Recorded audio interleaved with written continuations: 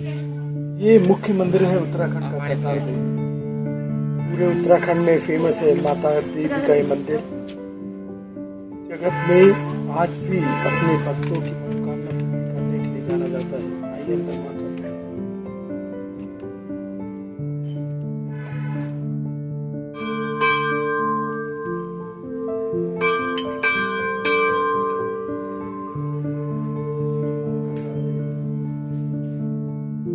स्कंद पुराण में भी इनका जिक्र है।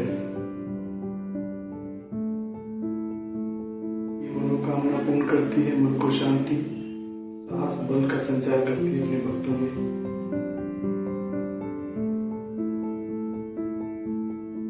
हम चलते हैं। स्वामी विवेकानंद जी ने जिस स्थान पे मेडिटेशन किया था उस स्थान पे हम धीरे धीरे चलते हैं। Let's go to that place where Swami Vivekananda meditated. ये वो चट्टान है यहाँ पे स्वामी विवेकानंद 1890 में हिमालय की यात्रा के दौरान इस स्थान के रमणीय वातावरण को देख के प्रभावित हुए। वो इतने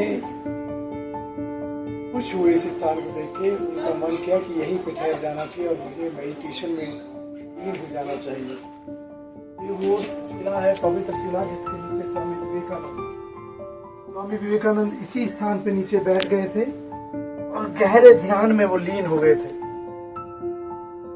सोचो 1890 का समय, स्वामी विवेकानंद जैसे युवा सन्यासी पूरे भारत भ्रमण करते हुए हिमालय में आने की उनकी उत्कंठा जो रहती थी, था जिसको वो पूरा करना चाहते थे। यहाँ पे उनके गुरु भाई लोग भी आए और यहाँ इस स्थान पे वो आके बैठ गए। सोचो 1890 में कैसा वातावरण रहा होगा। खूब ठंड, यहाँ पे वृक्षों से चारों तरफ वृक्ष ही वृक्ष। यहाँ पे वो रुके कई दिन तक और गहरे ध्यान में वो लीन हो गए। जब वो ध्यान की पराकाष्ठा में पहुंच गए, क्लाइमेक्स ऑफ हिज मेडिटेशन, बहुत उच्च अवस्था पर, तभी उनके मन में गहरा भाव आया कि मुझे मानव जाति की सेवा करनी चाहिए। उस अर्ज को वो रोक नहीं पाए और अपनी उच्च आध्यात्मिक उपलब्धि होने के बावजूद उससे नीचे उतारा अपने मन को और संसार के क्रियाकलापों में लोगों की भलाई के लिए अपना पूरा जीवन निछावर कर दिया। या हम जैसे साधारण मनुष्य, मैं और आप, क्या रत्ती भर भी कुछ त्याग करके समाज के लिए नहीं कर सकते? क्या हम इतने कमजोर हैं कि हम एक वृक्ष भी नहीं लगा सकते समाज के लिए? अपने घर आंगन में तो लगाना ही चाहिए, समाज के लिए कुछ तो करना ही चाहिए हमें ना। स्वामी विवेकानंद जी ने त्याग और सेवा का मूल मंत्र दिया। त्याग और सेवा, सैक्रिफाइस एंड सर्विस, ये उनका मूल मंत्र था।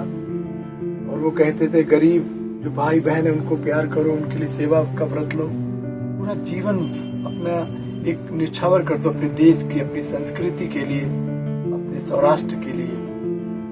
हम लोग सब 26 जनवरी 15 अगस्त को बोलते भारत माता की जय। ये भारत माता हमारा त्याग भी चाहती है।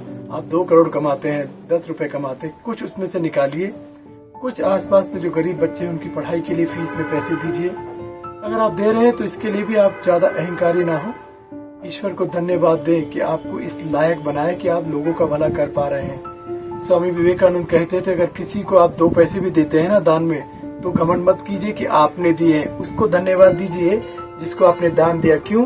क्योंकि वो जो साधारण व्यक्ति है जिसको आप दान दे रहे, अगर वो नहीं होता तो आपको दान देने का सौभाग्य कैसे मिलता? तो यहाँ पे जो गरीब कमजोर लोग हैं उनका भला कीजिए और उल्टा उनको प्रणाम भी कीजिए कि आपकी वजह से मेरे अंदर अच्छाई का संचार हो रहा है, मेरे अंदर मनुष्य होने का एक स्वाभिमान उत्पन्न होता है जब भी मैं अच्छा कर्म करता हूँ।